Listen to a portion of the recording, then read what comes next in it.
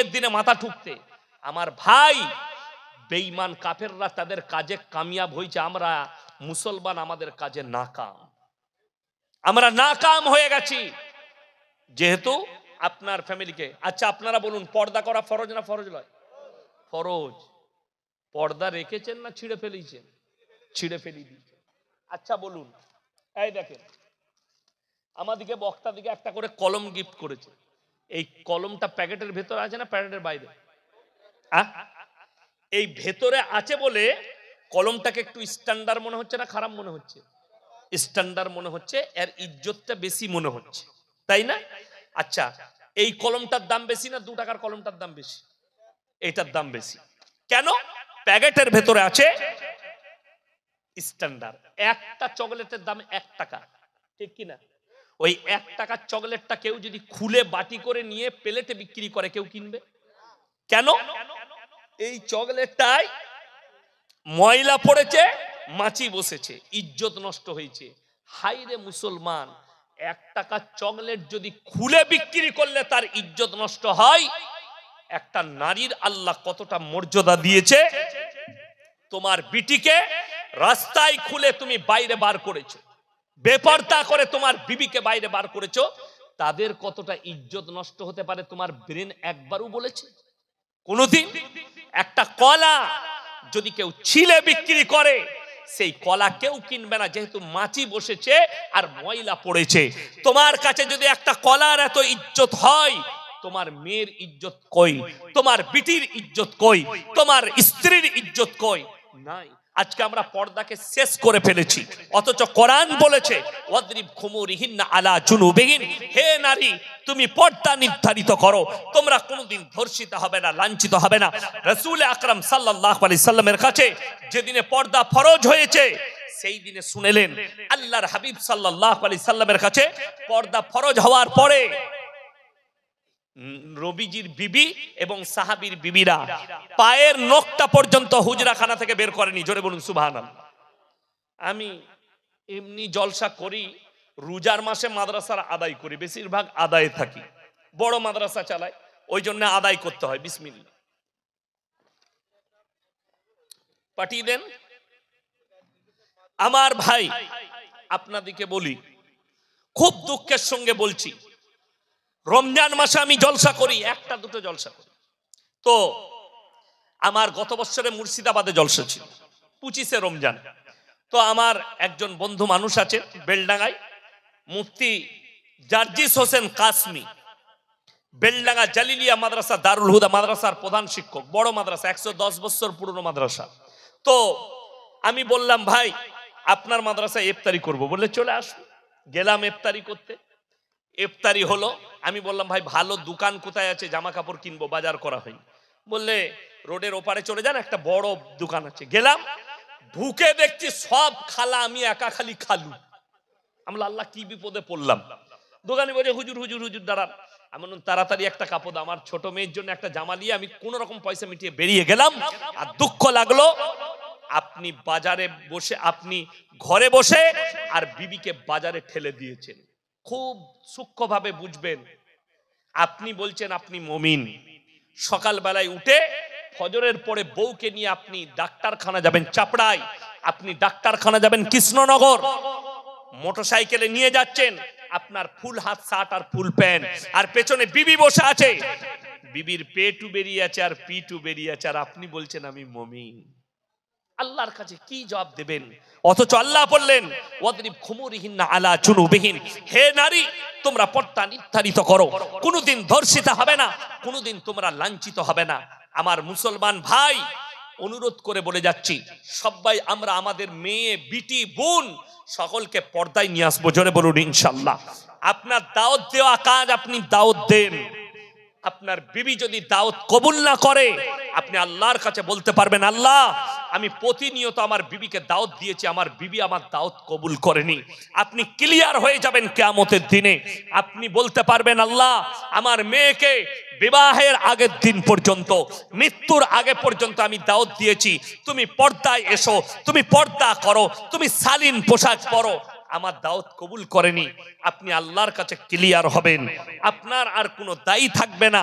কিন্তু শুনে রেখে দেন, যারা নিজেদের মেয়ে বেপর্দায় চলে, জিন্সের প্যান্ট আর গেঞ্জি পরছে, বুখারী শরীফের রওয়ায়েতে আছে যে পুরুষরা মেয়েদের মতো কানের বালি পরবে, যে পুরুষরা মেয়েদের মতো চুল রাখবে, হাতে বালা পরবে, হাতে চেন পরবে, মেয়েদের মতো রূপ ধারণ করতে চাইবে, কিয়ামতের দিন আল্লাহ এদের দিকে তাকিয়ে দেখবেন না, এদেরকে জাহান্নামে ধকেলে দেওয়া হবে।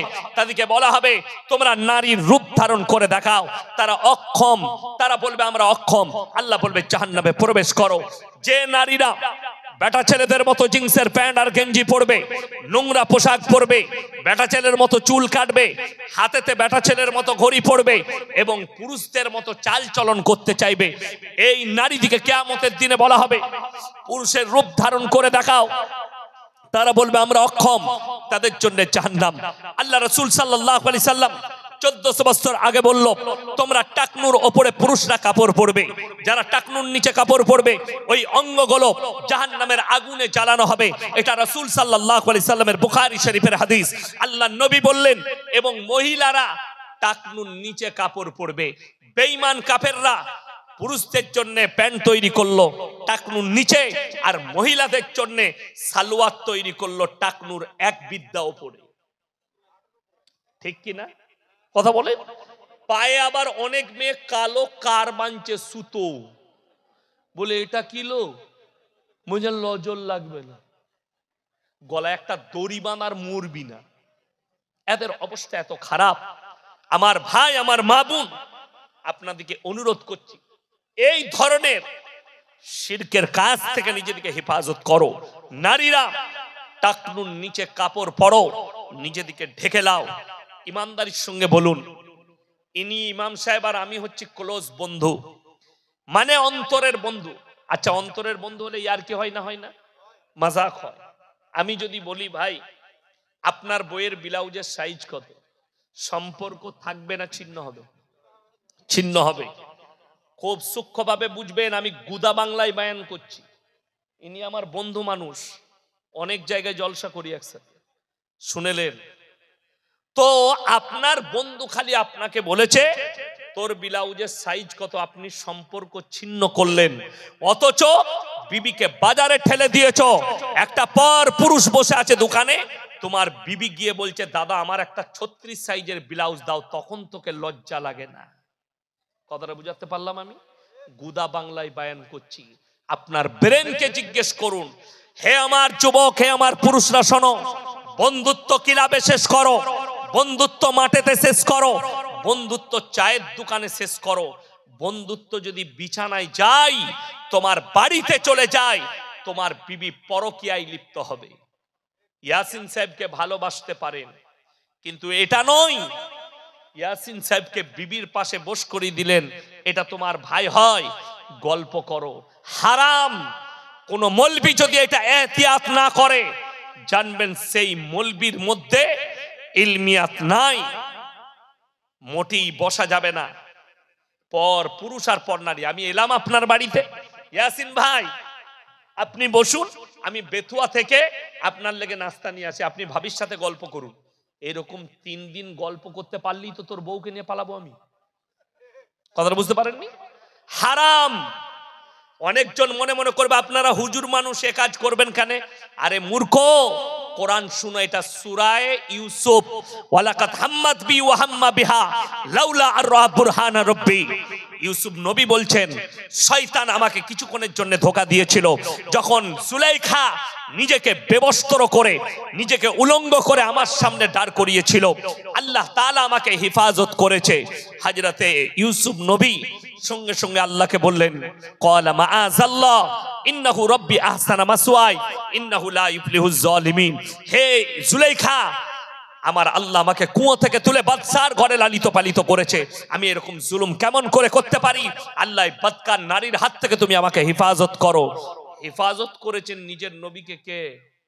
আল্লাহ। কেন জানেন? ইয়াকুব নবী বুঝতে পেরেছিলেন এই আমার সন্তানটা এটা পয়গম্বর হবে। কেন? তিনি নবী ছিলেন, আর ইউসুফ নবী যখন বাচ্চা ছেলে, 6 বছরের ছেলে, 6-7 বছরের ছেলে, আব্বাকে এসে বললে আব্বা আমি একটা স্বপ্ন দেখলাম। কি স্বপ্ন? ইজ ক্বালা ইউসুফু লিআবিহি ইয়া আবাতি ইন্নী রাআইতু আহাদা আশারা কাওকাবা ওয়াশ শামসা ওয়াল কমারা রাআইতুহুম লি সাজিদিন। আমি স্বপ্নে দেখলাম 11টা নক্ষত্র, চন্দ্র এবং সূর্য আমাকে যেন সিজদা করছে। ইয়াকুব নবী বুঝতে পারলেন এই সন্তানটা আমার সাধারণ সন্তান নয়, এটা আল্লাহর কোন পাঠানো দূত, এটা আমার পয়গম্বর হবে। জোরে বলুন সুবহানাল্লাহ। তখন থেকে মহব্বত বেড়ে গিয়েছিল বেটার উপরে। আমার ভাই, ওই জন্যে নারী দিকে পর্দায় নিয়ে আসুন। তোমার বাড়ির আজকে মুসলমানের বাড়ির দরজায় লেখা দরকার ছিল সালাম দিয়ে প্রবেশ করুন, পর পুরুষের জন্য বিনা অনুমতিতে প্রবেশ করা নিষেধ। এটা আপনার দরজায় বোর্ড লাগানো দরকার ছিল। বড় কষ্টের বিষয়, আমি ইয়াসিন, আমাকে আপনি যতই ভালোবাসেন, আমার মাদ্রাসায় টাকাই দেন, আপনি যদি আমার সঙ্গে দেখা করতে যান, আপনার স্টেজটা, আপনার স্টপেজটা হবে আমার মাদ্রাসার অফিসে, তার বাইরে নয়। আপনি আমার বাড়িতে, আমি আপনাকে প্রবেশ করাবো না, সেখানে আমার বিবি আছে, আমার বিটি আছে। আপনি এটা ভাবেন না যে ইয়াসিন সাহেবের বাড়িতে গেলে ইয়াসিন সাহেবের বাড়িতে উনার বিবির সঙ্গে কথা বলার আমার এন্ট্রি নাই, উনার মেয়ের সঙ্গে দেখা করার আমার এন্ট্রি নেই, তাহলে ইয়াসিন সাহেব আমার বউয়ের সঙ্গে কি করে এন্ট্রি পেতে পারে? ওটা যদি পর্দা হয়, ইয়াসিন সাহেবের জন্য আপনার বউটা পর্দা হবে না? কত বড় কষ্টের বিষয়। এইটাই মুসলমান বুঝতে পারেনি। সবাই নিয়ত করুন আমরা আমাদের বিবিদিকে পর্দায় নিয়ে আসবো। জোরে বলুন ইনশাআল্লাহ। বর্তমানে অনেকজন তাবিজ ব্যবসা করে। ও তো 24 পরগনায় জলসা করতে গেছি, আমাকে বললে আমার টাইম আছে 10টায়, আমাকে বললে হুজুর আধ ঘন্টা লেট হবে। কেন রে? বলে স্টেজে হুজুর সাহেব তাবিজ বেচছে স্টেজে। হ্যাঁ, তারপরে আমি লাইভটা খুলে দেখলাম হুজুরের লাইভ চলছে জলসা। ও বাবা, সে হুজুরে আমি নাম করব না, ওই ফুরফুরা ওই সাইডের কোনো হুজুর হবে না। স্টেজে তাবিজ, ছেলে হবার তাবিজ 2100 টাকা, জ্বরের তাবিজ 501 টাকা স্টেজে বিক্রি করছে। কি বলবেন তাকে? শুনেলেন আপনার রোগ হয়েছে, আমি বলে যাচ্ছি সূরা ফাতিহা 11 বার পানিতে দম করে আপনার ইমামকে বলুন 11 বার সূরা ফাতিহা পড়ে পানিতে দম করে দিবে, আল্লাহ চাইলে শিফা দান করবে। জোরে বলুন সুবহানাল্লাহ। রাসূল সাল্লাল্লাহু আলাইহি সাল্লাম হাদিস বর্ণনা করলেন সমস্ত রোগের শিফা সূরা ফাতিহায় কালো জিরা এবং মধুর মধ্যে। জোরে বলুন সুবহানাল্লাহ। কালো জিরা খান, রোগ ভালো হয়ে যাবে। আপনি ভালো আলেম দেখলে শুনেলেন আপনার শরীরে জ্বর আছে, ইমাম সাহেবকে বলুন, ভালো আলেমকে বলুন, ভাই একটু কোরআনের আয়াত পড়ে আমার শরীরে ফুঁক দিয়ে দেন, আল্লাহ চাইলে শিফা হবে, নাহলে হবে না। কিন্তু আমাদের দেশে এমন এমন লোক তাবিজ লিখছে, আপনি অবাক হবেন। আমার বর্তমানে চলুন, এক হারামখোর ডাব গাছে শিকড় ভরে দিচ্ছে, তাকে জিজ্ঞেস করছে পেলে কোথায়? বলছে বাবাজি না, স্বপ্নে আমাকে নবী সাহেব দিয়েছে। আর হারামখোর জুম্মার নামাজও পড়ে না। কথা ভেবে দেখুন। আচ্ছা, যে লোকটা জুম্মার নামাজও পড়ে না, তার স্বপ্নে কি নবীজি আসতে পারেন? পারেন না। নবীজি সাল্লাল্লাহু আলাইহি ওয়াসাল্লাম আসার প্রথম শর্ত হচ্ছে হালাল খাবার খেতে হবে, তাকবীরে উলার সঙ্গে নামাজ আদায় করতে হবে। আমাদের মতো বক্তারও তো তাকবীরে উলা চলে যায়। কথাটা বুঝতে পারেননি? আমি আসর পড়েছি আমার মাদ্রাসায়, মাগরিব কাজা হলো, রাস্তায় এসে ওই কুসুম গ্রামের কাছে একটা মসজিদে আমি মাগরিব পড়লাম। কথাটা বুঝতে পারেননি?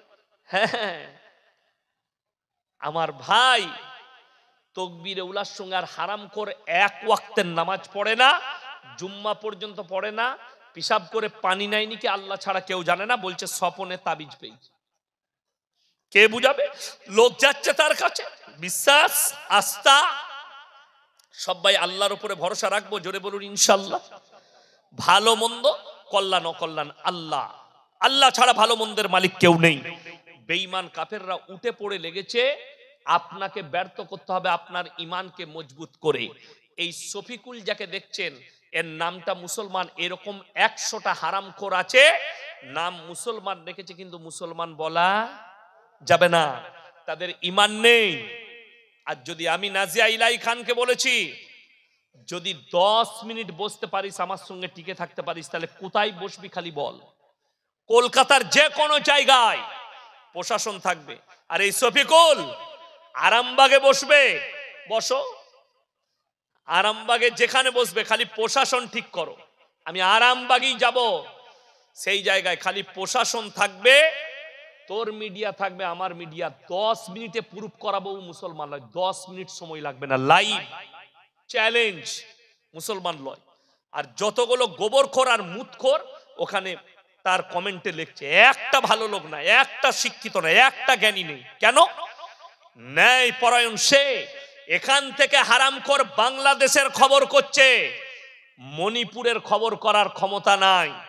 মণিপুরে 2 জন মাকে ন্যাংটো করে ঘোরানো হয়েছে, দলিত মা বোনকে ন্যাংটো করে ঘুরিয়েছে। এই ভারতের কুত্তা মিডিয়াগুলো এরা খবর দিয়ে দিচ্ছে কোথাকার।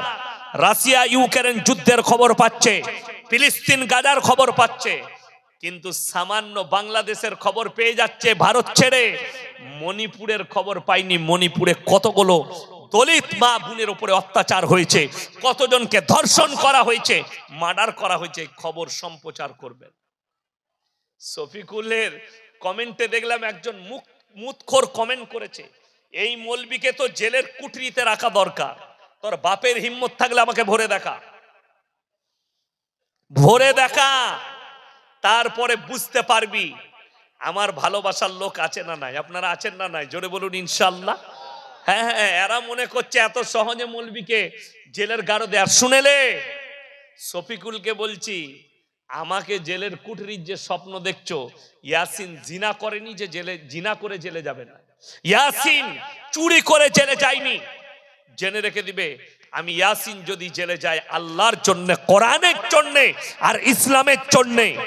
কত সাহাবী জেলের কুঠরিতে গেছে, হযরতে বেলাল হাবশির কোমরে দড়ি বেঁধে টানা হয়েছে, ঈমান থেকে সরেনি।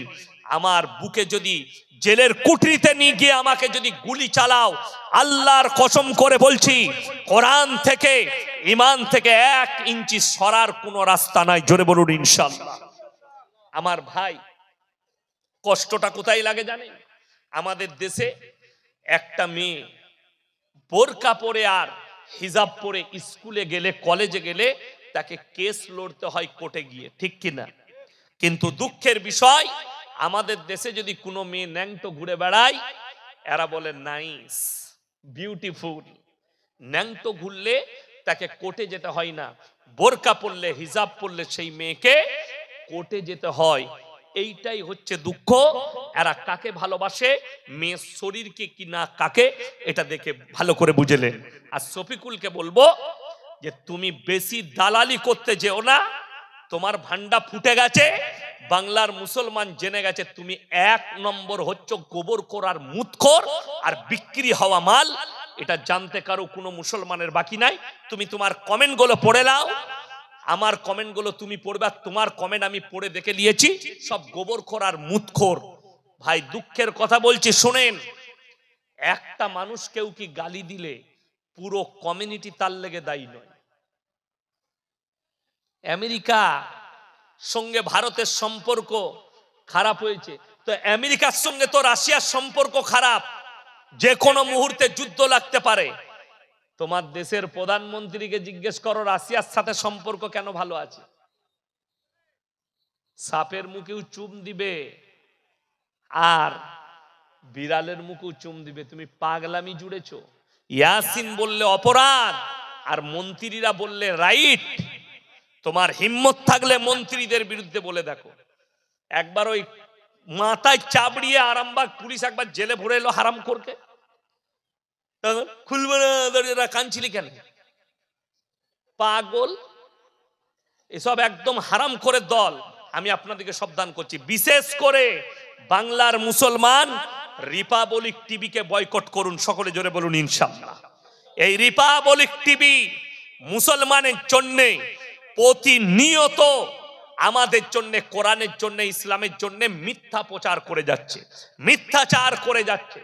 এই শফিকুলকে বলছি, আমার কাছে এই শফিকুলের একটা হোয়াটসঅ্যাপ চ্যাট আছে। কোথাকার? বীরভূমের ছেলে চ্যাট করেছিল তার সঙ্গে। কি বলে? সুতি থানায় 2 দাসদের ছেলে বোম রাখতে গিয়ে রেল লাইনের উপরে ধরা পড়েছে। তুমি কি এই খবরটা করবে না? কি বলছে জানেন? খবরটা পেপারে দিয়েছে, হারামখোর তোর ক্ষমতা নাই খবরটা সম্প্রচার করি কেন?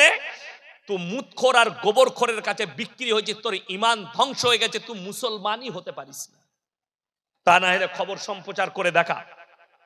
বড় কষ্ট লাগে, দুঃখ লাগে। আমাদের মতো মৌলবীকে বলছে, মৌলবীর ভাষা দেখো, আল্লাহ হেফাজত করুক। এ ভাই সবাই নামাজ পড়বো, জোরে বলুন ইনশাআল্লাহ। নামাজ কেউ ছাড়বেন না, জোরে বলুন ইনশাআল্লাহ। এই বিবিদিকে সবাই পর্দায় রাখবো, জোরে বলুন ইনশাআল্লাহ। সবাই রাখবেন তো? কাল থেকে মেলা করবেন তো? নাউজবিল্লাহ বলেন। মেলা হারাম, মেলা করবেন না, মেলা যাবেন না, নিজের ইমানকে বাঁচান। দেখুন এই বাবুরা জলসার দাওয়াত দিয়েছে, যারা জলসা করেছে আল্লাহ তাদেরকে কামিয়াবি দান করুক, বলুন আমিন। এই জলসা কমিটিকে আল্লাহ কবুল করুক, বলুন আমিন। কিন্তু দুঃখের কথা বলছি, শুনেলেন, আমরা বক্তব্য দিলাম, আপনার দায় আমি নিতে পারবো না। ইসলাম আপনার কাছে পৌঁছে দিলাম, কোরআনের আয়াত শোনাচ্ছি, সূরা আরাফ প্রথম পৃষ্ঠা, ফালানাস আলান্নাল্লাযীনা উরসিলা ইলাইহিম ওয়ালানাস আলান্নাল মুরসালিন। হে আমার নবী, তুমি বলে দাও কিয়ামতের দিনে আমি নবী পয়গম্বরকে দাঁড় করাবো, তাদের উম্মত উম্মতিকেও দাঁড় করাবো। আমি তাদেরকেও প্রশ্ন করব তোমরা দাওয়াত কিভাবে দিয়েছো, আর তাদের উম্মত উম্মতিকেও প্রশ্ন করা হবে তোমরা কবুল কি করে করেছো। আজকের এই মহেশনগরের জলসার ময়দানে যারা এতক্ষণ পর্যন্ত আলোচনা শুনলেন, সমস্ত আলোচনা আমার ইয়াসিনের উপরেও প্রশ্ন আসবে, তুমি কিভাবে দাওয়াত দিয়েছিলে, আর আপনার কাছেও প্রশ্ন আসবে তুমি কবুল করেছিলে কি না। আল্লাহ আমাদের সকলকে পাপ থেকে বাঁচাক, বলুন আমিন।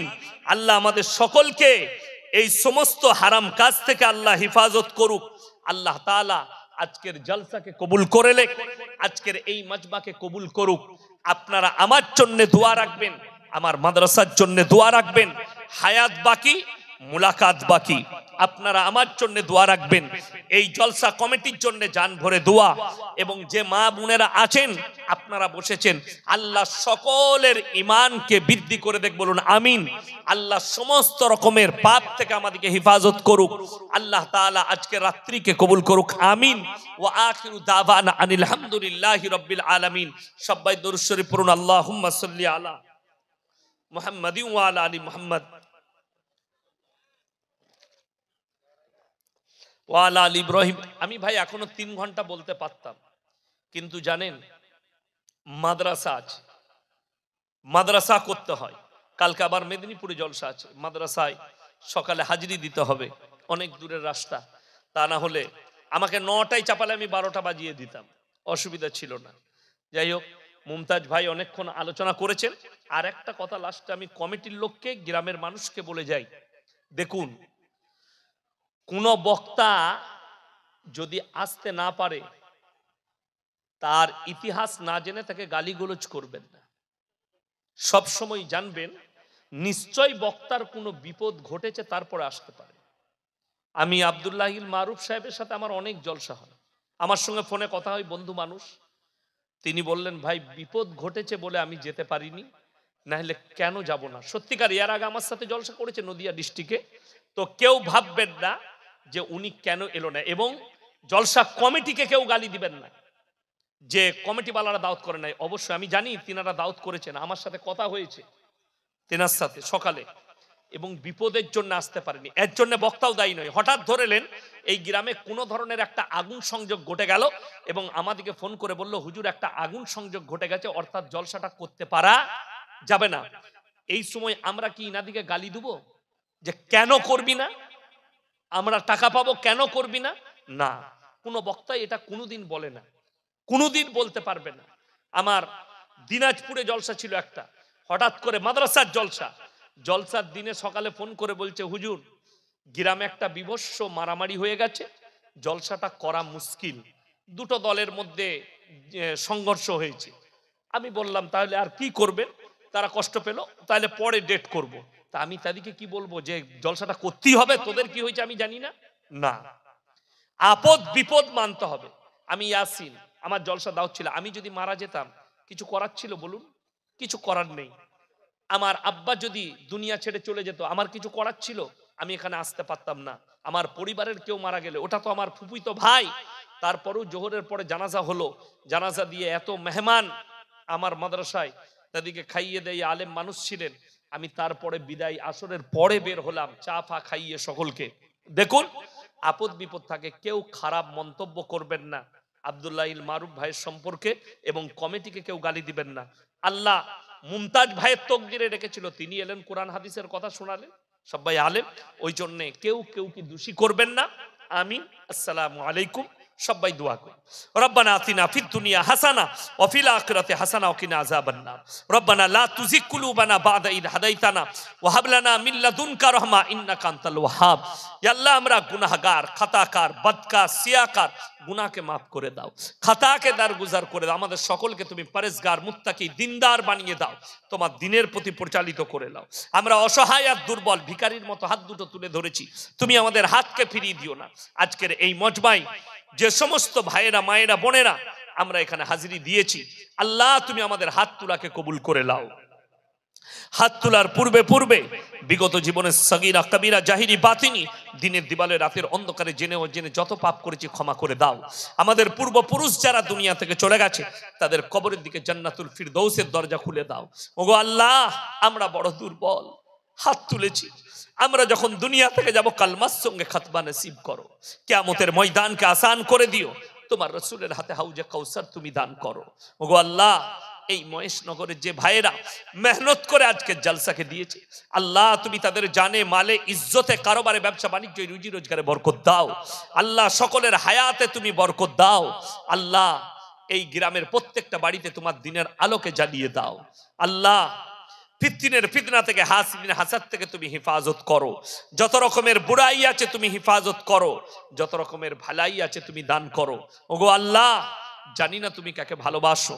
কত উলামায়ে দ্বীন হাত তুলেছেন, কত হাজী সাহেব, কত মুরব্বী বাবাজি, কত নওজওয়ান, কত মাসুম, কত মা বোন, যার হাত তোলাকে তুমি পছন্দ করো, তার মুখের দিকে তাকিয়ে আমাদের এই টুটিপুটি দোয়াকে তুমি কবুল করে নাও। রব্বানা হাবলানা মিন আজওয়াজিনা ওয়া যুররিয়াতিনা কুররাতা আয়ুন ওয়াজআলনা লিল মুত্তাকিনা ইমামা। রব্বানা ওয়ালা তুহাম্মিলনা মা লা তাকাত লানা বি ওয়াফু আন্না ওয়াগফির লানা ওয়ারহামনা আনতা মাওলানা ফানসুরনা আলাল কওমিল কাফিরিন। ওয়া সাল্লাল্লাহু তাআলা আলা খায়রি খালকিহি মুহাম্মাদিন ওয়া আলিহি ওয়া আসহাবিহি আজমাইন বিরহমাতিকা ইয়া আরহামার রাহিমিন। আসসালামু আলাইকুম।